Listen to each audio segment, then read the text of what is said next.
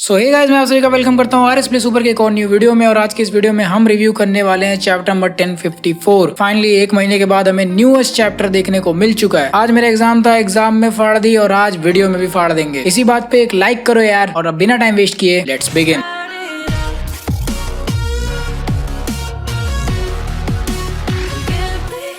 तो सबसे पहले हम बात करते हैं कवर पेज की। तो फर्स्ट कवर पेज में हमने देखा डिटेक्टिव कोनन का कैरेक्टर फुरुया रे और लूफी को, signifying the recent interview of Gosho Aoyama और इचिरो ओडा, जहां ओडा ने डिटेक्टिव कोनन के राइटर से गियर 5 को डिस्कस किया था। उन्होंने बताया कि कैसे गियर 5 एक बहुत ही वियर्ड सा पावर अप लग रहा था ड्रॉ करते हुए, क्योंकि उसमें बहुत कार्टूनी सीन्स थे। उनके हिसाब से बैटल सीन्स फैन सर्विस के लिए सीरियस से और ज्यादा सीरियस होते जाते हैं, जो कि ओडा को पसंद नहीं आया। वो कुछ डिफरेंट ट्राई करना चाहते थे, इसलिए उन्होंने एक्चुअली में टॉम एंड जेरी को इमेजिन किया जब वो गियर 5 को बना रहे थे। बात करें मेन कवर पेज की, तो यहाँ पर हम देखते हैं अपने चारों योंकोस को, जहाँ पर बगी बिल्कुल बिग मॉम के जैसे हंस रहा है, देयर बाय सिग्निफाइंग कि उसने बिग मॉम को रिप्लेस कर दिया है। वैसे भी बगी के पास सब कुछ है, from strong crew to huge influence including money and fame. Also cover page पर लिखा हुआ F4 which kind of means कि या तो फाइनल 4 में यही चारों कैरेक्टर्स होंगे एज आर्क्स, या फिर ओडा अनाउंसिंग कि next 4 arcs will be the end of One Piece, या फिर कुछ और भी हो सकता है जो हमें आगे चल के पता चल जाएगा। कमिंग टू चैप्टर का टाइटल एंटाई। अब चैप्टर का नाम एंटाई क्यों पड़ा, इसका रीजन आपको ऑलरेडी पता है। Anti being final move of S, और इसका लिटरल मीनिंग है फ्लेम एम्परर। साबो ने जो बवाल किया है ना, उसकी वजह से एक पूरे चैप्टर ही उसके निकनेम पे पड़ गया है। Sabo is no longer chief of staff, he is now known as the flame emperor. He was able to best 2 admirals, और मरी जॉयस से जिंदा वापस आया है, वो भी कुमा के साथ। बीइंग ड्रैगन का टॉप मोस्ट मेंबर और इनहेरिटर ऑफ मेरा मेरा नो मी, इसका मतलब ही है कि ये एम्परर लेवल कंसिडर किया जाता है वर्ल्ड में। भाई कॉन्ग गोरो से पूरे के पूरे मरीन से बच के निकला ये। भाई एम्परर लेवल नहीं, एम्परर ही मान लो। चैप्टर के स्टार्ट में हमने देखा कि मोमो ने अकाजा 9 को इकट्ठा किया है to fight this green bull. Crazy बात तो यह है कि Luffy, Zoro, Sanji and even Usopp, इन चारों ने इसकी प्रेजेंस को सेंस नहीं किया। All of them being strongest observation user. ये बंदा कितना परफेक्टली अपने प्रेजेंस को हाइड कर सकता है। देख के तो ऐसा लगता है कि इस बंदे को वानों के बारे में बहुत कुछ पता है। ऑल्सो कुछ साइंस ये शो करते हैं कि ये वानों से भी हो सकता है, जैसे कि ये सीधा चलते जा रहा है उडोन से फ्लावर कैपिटल की तरफ, नोइंग कि कितना बड़ा डिस्टेंस है। एंड इसके पीछे लगातार पेड़ पौधे उगते जा रहे हैं, जहाँ पर ये दिख रहा है कि he is trying to reverse the situation of Wano. जहाँ पे वानो पहले एक बहुत ही फर्टाइल सॉइल था, अब वो बंजर जमीन बन चुका है। ग्रीन बुल उसको वापस से रिवाइव कर रहा है। वो एक स्वॉर्ड कैरी करता है, लेकिन उसे यूज नहीं करता, maybe as a family treasure. जहाँ पर ये किंग और क्वीन से मजाक में खेल रहा था, वहीं अकाजाई को देखकर ये फुल फॉर्म में आ गया। मतलब इसको वानो के समुराइज के बारे में ऑलरेडी पता है और उनके पोटेंशियल के बारे में भी पता है।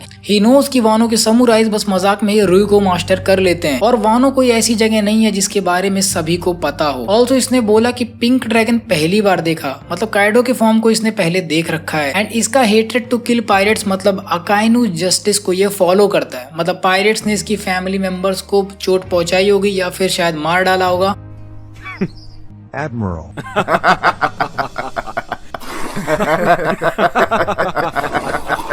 And Kaido did kill many samurais in Wano including daimyos. और जब डेमियोस की बात हो ही रही है, तो हम शिमोत्सुकी उशिमारू को कैसे भूल सकते हैं, क्योंकि उसके कपड़े पे एक्चुअली में एक ग्रीन बुल बना हुआ था और उसके आसपास फ्लावर के पेटल्स भी थे। पॉसिबली ये उशिमारू से रिलेटेड हो सकता है, एमआरजे के अकॉर्डिंग उसका छोटा भाई भी। मैं ये नहीं बोल रहा कि ये डायरेक्टली वानो से है, बट इसका कुछ ना कुछ लेना देना है पास्ट के वानो से। ऑल्सो इसका लॉजिया type fruit, he is a forest human, लेकिन फॉरेस्ट लोजिया में कैसे आएगा। इसकी एबिलिटीज मोस्टली इन्वायरमेंट मैनिपुलेशंस पे हैं, अलॉन्ग विद ट्रांसफॉर्मेशन, जो कि जोआन की प्रॉपर्टीज हैं। ऑल्दो उसको नॉन हाकी स्वॉर्ड से कोई डैमेज नहीं हुआ, लेकिन यामाटो के हाकी वाले कानोबो से डैमेज हुआ था। So that is a property of लॉजिया। But again ये सेम चीज काटागुरी के साथ भी तो थी, तो आई डोंट थिंक यार कि इसका लॉजिया टाइप है। काफी ज्यादा इंडिकेशंस है कि ये एक जोआन टाइप डेविल फ्रूट है, क्योंकि ये बंदा एक पेड़ में ट्रांसफॉर्म होता है और काफी सारे लिविंग थिंग्स को एक्चुअली में उगाता है। वैसे भी डेविल फ्रूट की कैटेगरीज पे आजकल बिलीव मेरा होता नहीं है। शैंक्स, फाइनली शैंक्स को इतने सालों के बाद इतने सारे पैनल्स में देखने को मिला। लकीरू को लूफी से मिलना है, प्लस यसोप रेडी नहीं हो पा रहा है उसोप को देखने के लिए। बेंचुन मरती वाइफ को छोड़ के गया है, तो कैसे रेडी होगा ये। एक बात और, शैंक्स वानो में नहीं, वानो के पास है।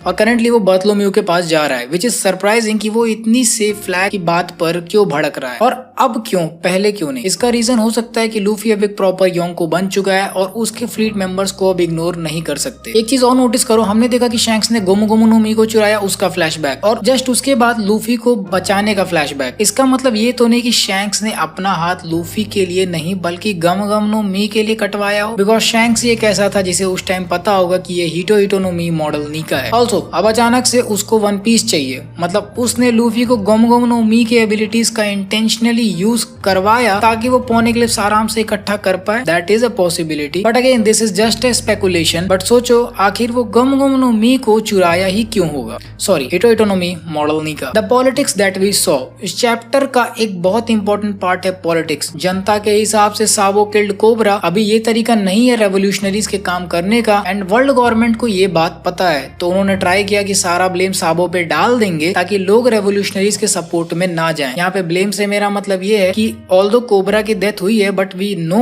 कि कोबरा को साबो ने नहीं मारा। जहाँ तक हमें याद है लास्ट टाइम ईमू के हाथ में वीवी की फोटो थी, एंड ऑल्सो कोबरा गोरोसे के पास गया था कुछ रिक्वेस्ट करने के लिए, तो हो सकता हो कि उसकी रिक्वेस्ट गोरोसे को पसंद ना आई हो या फिर ईमू का ही कुछ लेना देना होगा वीवी से। तो जैसे ही रेवरी खत्म हुई उन्होंने कोबरा को निपटा दिया। रेवरी से पहले कोबरा को नहीं निपटा सकते थे क्योंकि फिर उसकी वजह से बहुत ज्यादा हड़कंप मच जाता, और कोबरा के मरने के ठीक 4 घंटे पहले ही साबो और ये सभी लोग फाइट कर रहे थे, तो काइंड ऑफ ब्लेम साबो के ऊपर शिफ्ट करना काफी इजियर ऑप्शन लगा उन्हें। उन्होंने ट्राई किया कि सारा का सारा ब्लेम साबो पे डाल देंगे ताकि लोग रेवोल्यूशनरीज के सपोर्ट में ना जाएं, विद देम बीइंग क्रिमिनल। वैसे भी ड्रैगन को मोस्ट वांटेड क्रिमिनल बोला जाता है, बट इसका जस्ट उल्टा हुआ। रेवरी पे जो कुछ भी होता है उसकी वजह से सिटीजन्स को बहुत प्रॉब्लम्स होती हैं, उनका पूरा का पूरा लाइवलीहुड चला जाता है। देयरफॉर साबो के इस हरकत ने ये दिखाया that powerful people like Kings को भी खत्म कर सकते हैं, वो भी उन्हीं के एरिया में घुस के। And now he is a hero for the world, even more famous than Dragon. इतना फेमस कि साबो का पिक उस जगह पर लगाया जहाँ रॉजर एंड इवन लूफी जैसे पायरेट का एक्सिक्यूशन देखने को मिला था, and that is Loguetown. Cobra एक काफी अच्छा किंग था for his country, still murder होना एक बड़ी बात हुई इस रेवरी को डिफाई करने का। And do you really think कि साबो मर्डर करेगा? साबो को नहीं पता होगा कि कैसे कोबरा को लूफी ने ही किंग बनाया था वहां पर क्रोकोडाइल को डिफीट करके, बिकॉज ड्रैगन को हर चीज की खबर रहती है। तो यहाँ पर अगर शायद वर्ल्ड गवर्नमेंट ने कुछ ट्राई करने का सोचा भी तो ये उन्हीं के ऊपर उल्टा ओवरऑल ओवरव्यू के बाद हम ब्रेक डाउन करते हैं मांगा को सीन बाय सीन में। तो अगर आपने ये वाली मांगा नहीं पढ़ी तो जल्दी से पढ़ लो या फिर साइड में खोल लो ताकि आपको ये वीडियो समझने में प्रॉब्लम ना हो। सो सबसे पहला सीन स्टार्ट होता है फ्लावर कैपिटल वानो से, जहाँ पे मोमोनोसुके, डेंजिरो और बाकी के सारे अकाज़ा 9 को इकट्ठा करता है और बोलता है कि ये जो कुछ भी चल रहा है इसके पीछे हम लूफी को परेशान नहीं कर सकते। उसके बाद नेक्स्ट पैनल में हम देखते हैं एडमिरल हिमसेल्फ यानी कि आरामाकी को, जो कि चलते चलते हर जगह फूल और पौधे पैदा कर रहा है। आरामाकी यहाँ पर बोलता है कि एक ऐसी एबिलिटी जिससे आप किसी को भी आराम से इन्फ्लुएंस कर लो, ये तो सच में बहुत ही गजब की चीज है, लेकिन ऐसी चीज हमें रोज रोज देखने को नहीं मिलती। तुम समुराइज को यहाँ से भाग जाना चाहिए अभी जब तुम्हारे पास मौका है। तो यहाँ पे आरामाकी एक्चुअली में लूफी का रेफरेंस दे रहा है कि कैसे ये सारे के सारे अकाज़ा 9 के मेंबर्स और उसकी तरफ से फाइट कर रहे हैं। राइजो आरामाकी को देख के तुरंत समझ जाता है कि ये एक मरीन है और वो डेंजिरो को बताता है कि ये सारे के सारे मरीन्स एक्चुअली में लूफी के एनिमीज हैं। आरामाकी उन सभी से बोलता है कि क्या तुम लोग को कोई आइडिया भी है कि बाहर की दुनिया में क्या चल रहा है? सेलेस्टियल ड्रैगन्स ही असली गॉड हैं और एक ऐसी कंट्री जिसका वर्ल्ड गवर्नमेंट से कुछ लेना देना ही ना हो, उनके होने का कोई मतलब ही नहीं है। इतना बोलते ही आरामाकी और अकाज़ा की फाइट स्टार्ट हो जाती है और वो बोलता है कि आखिर तुम लोग इस चीज से इतना गुस्सा क्यों? दुनिया इसी तरह से काम करती है। एंड इसके बाद नेक्स्ट पैनल में फ्लेक्सिंग फॉरेस्ट मसल,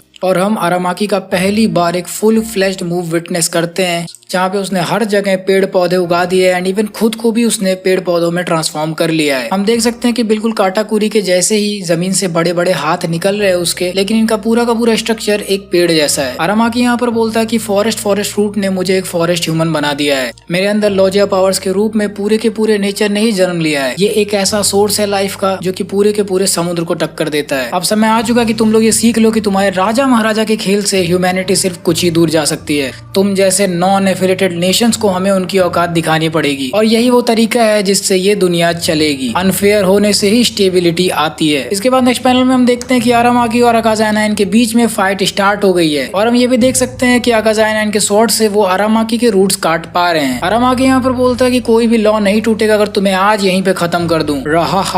आगे बढ़ो और मुझे रोकने की कोशिश करो, तुम्हारे हजारों लोगों को मार डालूंगा। अगर मूगी मुगी वाला लूफी तक पहुंचने के लिए करना पड़ा। तो यहाँ पे हमें आरामाकी का भी यूनिक लाफ देखने को मिला जो कि है रहा हा। तब तक तो हम देखते हैं कि यामाटो कूद के आती है और जोर से अपने कानोबो से आरामाकी को मारती है और वो जमीन में धंस जाता है। ऐसा क्यों हुआ? बिकॉज ऑब्वियसली यामाटो बहुत स्ट्रॉन्ग है और उसका कानोबो एक्चुअली में हाकी से कोटेड था। यामाटो उससे बोलती है कि दिमाग खराब करने वाली बातें ना बोल, इन लोगों ने 20 सालों तक काइडो का जुर्म झेला है और अब ये फाइनली फ्री होके सेलिब्रेट कर सकते हैं। किसी भी हालत में मैं तुझे इनके सेलिब्रेशंस को बिगाड़ने नहीं दूंगी। आरामाकी यहाँ पर पूछता है कि आखिर तू है कौन? तो यामाटो उसको बताती है, ओरे वाह यामाटो। अभी यामाटो इतना बता ही रही थी कि तब तक मोमोनोसुके अपने फुल ड्रैगन फॉर्म में एंट्री लेता है और बोलता है, बॉस सही यामाटो, और मैं किसी भी तरह से तुझे अपने दोस्तों के ऊपर हाथ नहीं लगाने दूंगा। बोरो ब्रेथ। मोमोनोसुके ट्राई करता है कि वो काइडो का ब्लास्ट ब्रेथ मूव यूज कर पाए, बट एक्चुअली में वो फेल हो जाता है। ऑब्वियसली उसके पास उतनी प्रैक्टिस नहीं है बीच डेविल फ्रूट पावर की। ऑल्दो मोमोनोसुके फेल हो जाता है, बट वो ट्राई करता है कि वो किसी भी तरह से आरामाकी को वानों से बाहर निकाल पाए। वो उसे अपने मुंह में दबा के बाहर लेके जाने की कोशिश करता है और वो बोलता है कि मैं किसी को भी अपने कंट्री में दोबारा से प्रॉब्लम्स क्रिएट करने नहीं दूंगा, इस बात की मैंने कसम खाई है। आरामाकी यहाँ पर पिंक ड्रैगन को देख के चौंक जाता है और बोलता है, पिंक ड्रैगन ये भी एग्जिस्ट करता है? ये मैंने पहली बार देखा है। लेकिन आरामाकी भी ज्यादा देर तक मोमोनोसुके को झेलने वाला नहीं है। वो अपने रूट्स का यूज करके पूरे के पूरे मोमोनोसुके को दबोच लेता है। उतने बड़े ड्रैगन को उसने बस अपने रूट से दबा लिया। अब सोचो कि उसकी पावर्स कितनी अमेजिंग है। यामाटो उसकी हेल्प करने जाती है, लेकिन मोमोनोसुके बोलता है कि यामाटो इस मैटर से बाहर रहो, इसको मैं ही हैंडल करूंगा। एंड इसके बाद हमारा सीन चेंज हो जाता है। हम देखते हैं सीज अराउंड वानो, यानी कि वानो के आसपास का जो समुद्र है वहां पे सीन चेंज हो जाता है और हम देखते हैं क्या, द रेड फोर्स, यानी कि शैंक्स की शिप, वही शिप जो मरीन फोर्ड पे आके पूरे के पूरे वॉर को रोक दी थी। फाइनली इतने टाइम बाद मुझे शैंक्स की शिप दोबारा देखने को मिली and I am really happy कि वापस से देख पा रहा हूँ काफी टाइम बाद। तो यहाँ पर एक्चुअली हर कोई लूफी के बारे में बात कर रहा है और वो ये सोच रहे हैं कि ये कितनी अमेजिंग बात है कि लूफी भी अब एक योंग को कंसिडर किया जाता है। सभी लोग शैंक्स से बोलते हैं, बॉस चलो अब हम लूफी से मिलते हैं। शैंक्स वानो के समुद्र को देख के बोलता है कि यार पुरानी यादें याद आ गई। आखिरी बार जब मैं यहाँ पर था तब हम ओडेन को बाय बाय बोल रहे थे, अब तो मोमो और हियोरी दोनों के दोनों बड़े हो गए होंगे। यहाँ पे लकीरो बोलता है कि चलो ना बॉस जल्दी से लूफी से मिलते हैं, अब तो वो बड़ा पायरेट बन गया है। और यासोब बोलता, रुको रुको, मैं अभी अपने बेटे से मिलने के लिए इमोशनली रेडी नहीं हूँ। भाई तू कैसे रेडी होगा?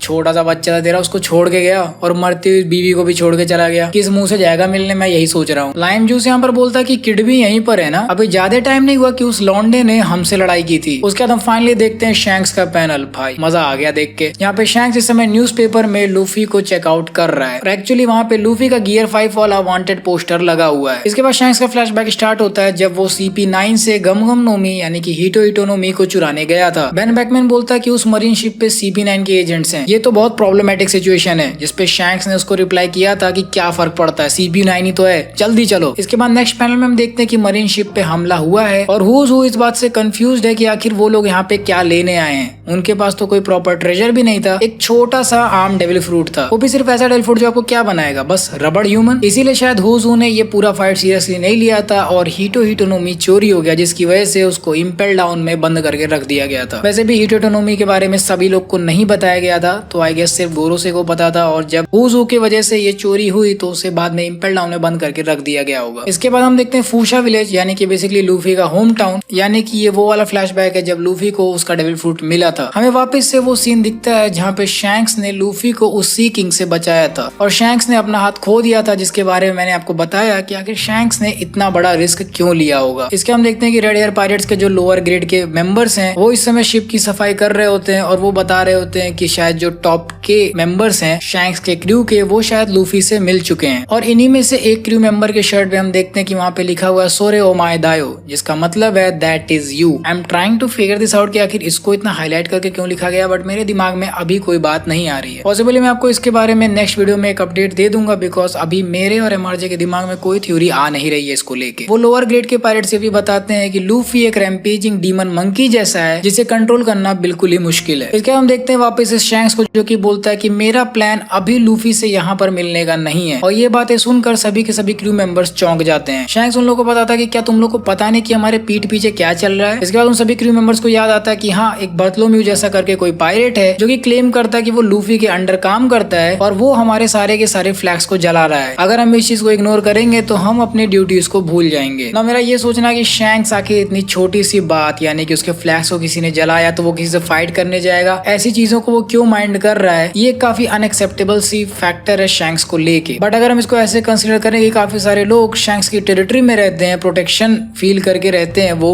तो ऑब्वियसली शैंक्स की ड्यूटी बनती है कि उसके नाम पे जो लैंड्स हैं उन्हें वो प्रोटेक्ट करे, just like Whitebeard was protecting the fishman island. इसके बाद शैंक्स बेन बैकमैन के पास जाता है और साके सर्व करते हुए बोलता है, सुन भाई, अब टाइम आ चुका है, अब हमें भी वन पीस के पीछे भागना है। एंड इसके बाद हम शैंक्स का क्लोजअप वाला पैनल देखते हैं जहाँ पे उसका स्कार हमें दिख रहा होता है। एंड ये देख के काफी हद तक मुझे ऐसा लग रहा है कि ये वन पीस फिल्म रेड की प्रमोशन के लिए, वैसे भी उसका रिलीज टाइम बहुत क्लोज आ चुका है। इसके बाद नेक्स्ट सीन शिफ्ट होता है नेवी हेडक्वार्टर्स न्यू वर्ल्ड पे। यहाँ पे एक नेवी एडमिरल अकाइनू से बोल रहा होता है कि रेवोल्यूशनरी आर्मी की इन हरकतों को हम जाने नहीं दे सकते। अकाइनू बोलता है कि हाँ मैं तुम्हारी बात समझ रहा हूँ, बट हमारे पास बिल्कुल भी सोल्जर्स नहीं है डिप्लॉय करने को। वैसे भी जिसे फ्लेम एम्परर बुला रहे हैं यानी कि साबो, वो अब इस पूरे दुनिया का हीरो बन चुका है। हमारी किस्मत बहुत खराब थी कि जितने भी लोग रेवरी में आए थे उनमें से जो मरने वाला था वो एक्चुअली में डिसेंडेंट था one of the founding 20 countries का, जिन्होंने वर्ल्ड गवर्नमेंट को स्टैब्लिश किया था 800 साल पहले, और वो था नेफरटारी कोबरा। जी अगर आपको नहीं पता तो कोबरा एक्चुअली में एक बहुत ही इंपॉर्टेंट मेंबर है पूरे के पूरे रेवरी का, बिकॉज वो एक डायरेक्ट डिसेंडेंट है उन किंगडम्स का जहाँ से 800 साल पहले वर्ल्ड गवर्नमेंट की फॉर्मेशन हुई थी। वो बोलता है कि इतना बड़ा मर्डर करके ये रेवोल्यूशनरी आर्मी के लिए बहुत बड़ा सक्सेस बन चुका है। फिर वो बताते हैं कि इस मर्डर के कुछ घंटों पहले सेलेस्टियल ड्रैगन्स के घरों पे हमला किया गया था, जहाँ पे उन्होंने monument of divine dragon claw यानी कि सिंबल ऑफ वर्ल्ड नोबल्स को डिस्ट्रॉय कर दिया था। इसका सीधा सीधा मतलब है कि आप वर्ल्ड गवर्नमेंट पे एक वॉर डिक्लेयर कर रहे हो। अगर आपको लगता है कि साबो एक्चुअली में एक वीक कैरेक्टर है तो आप ऐसे देखो कि वो पूरे के पूरे रेड लाइन पे चढ़ा, मरीन हेडक्वार्टर्स गोरो से गार, पूरे के पूरे fleet admirals, navy admirals, rear admirals, इन सबको चकमा दे के बिना नोटिस हुए वो डायरेक्टली मरी जॉयज में जाके घुसा था और फिर आरामाकी और फुजिटोरा जैसे कैरेक्टर से फाइट करके वहां से भाग पाया। इसके किसी भी क्रूमेट की जान नहीं गई, ना तो कोई पकड़ा गया, उल्टा इन्होंने कुमा को छुड़ा लिया। तो इसी बात से आप अंदाजा लगाओ कि ये लड़का कितना पावरफुल है। वो मरीन ऑफिसर में आगे बताता कि वो उन्होंने रिकुगु और फुजिटोरा से फाइट भी किया जो कि नेवी डिफेंसेस के इंचार्ज थे, लेकिन फिर भी आखिर में उन्होंने बर्थलोम्यू कुमा को सेलेस्टियल ड्रैगन्स की स्लेवरी से छुड़ा लिया और बचकर जिंदा भागे भी।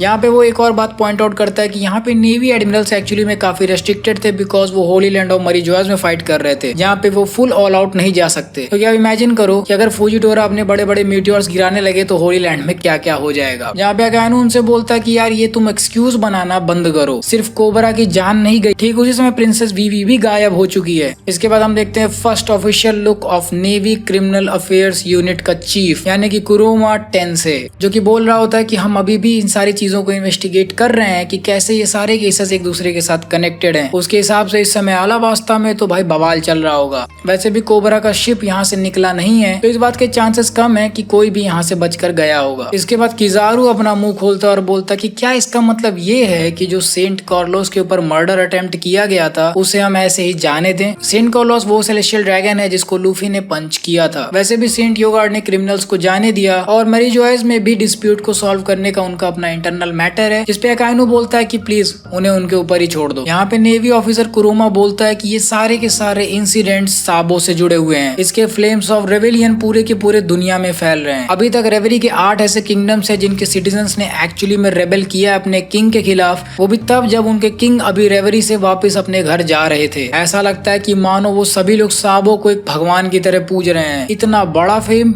इसका इन्फ्लुएंस तो इतना बड़ा है कि इवन ड्रैगन भी शर्मा जाए। एंड अगर ये बात कम नहीं तो इसका छोटा भाई यानी कि मूगीवारा लूफी, उसे अभी अभी एक एम्परर बना दिया गया है। इसके बाद हम देखते हैं एक बड़ा सा पैनल जहाँ पे ठीक रॉजर के एक्सिक्यूशन पॉइंट के ऊपर ही इन सभी ने साबो का एक बड़ा सा पोस्टर लगाया है और सभी लोग हाथ में तलवार लेके चिल्ला रहे फ्लेम एम्परर साबो। इसके हम देख सकते हैं कि ठीक एक्सिक्यूशन पॉइंट के सामने एक बंदा खड़ा होकर माइक में चिल्ला रहा होता है कि फ्लेम एम्परर का इन्फ्लुएंस पूरे के पूरे पायरेट दुनिया में भी फैल रहा है क्योंकि उसका छोटा भाई अभी अभी एक एम्परर बन गया है। अब समय बदल रहा है। सीन वापस अकाइनू की तरफ चेंज होता है जहाँ पे अकाइनू बोलता है कि मैं फ्लीट एडमिरल बहुत ही मुश्किल टाइम्स में बना हूँ, मुझे फर्क नहीं पड़ता कि वो हमारे खिलाफ क्या फेंकेंगे, वी विल स्ट्राइक बैक और हम चारों तरफ से उनके ऊपर हमला करेंगे। एंड इसी के साथ the end of chapter number 1054 anti. Now मांगा खत्म बट मेरी वीडियो नहीं। बात करें इस चैप्टर की तो इस चैप्टर को पढ़ने के लिए हम सभी ने 1 महीने तक वेट किया और मैं बहुत सेटिस्फाइड हूँ इस चैप्टर से। इस चैप्टर को पढ़ के काफी मजा आया, काफी बड़े बड़े कैरेक्टर्स हमें इस चैप्टर में देखने को मिले and there was a pinch of story जिसको हम मिस कर रहे थे, जो कि अब हमें इस चैप्टर में मिल चुका है। जो भी स्पेकुलेशंस थे किसकी डेथ हुई किसकी नहीं डेथ हुई वो सब भी क्लियर हो चुका। तो finally we can move on कि आखिर रेवरी पे क्या हुआ था। ना बात करें इस चैप्टर के रेटिंग्स की तो पैनल वाइज मैं इसको देना चाहूंगा 7 out of 10 specially because of Aramaki के पैनल्स। स्टोरी वाइज मैं इसको देना चाहूंगा सिर्फ 6 आउट ऑफ 10 बिकॉज हमें सिर्फ इतना ही पता चला है कि पूरे के पूरे दुनिया में क्या चल रहा है, कोई बहुत ही इंपॉर्टेंट डिटेल यहाँ पर निकल के नहीं आई है।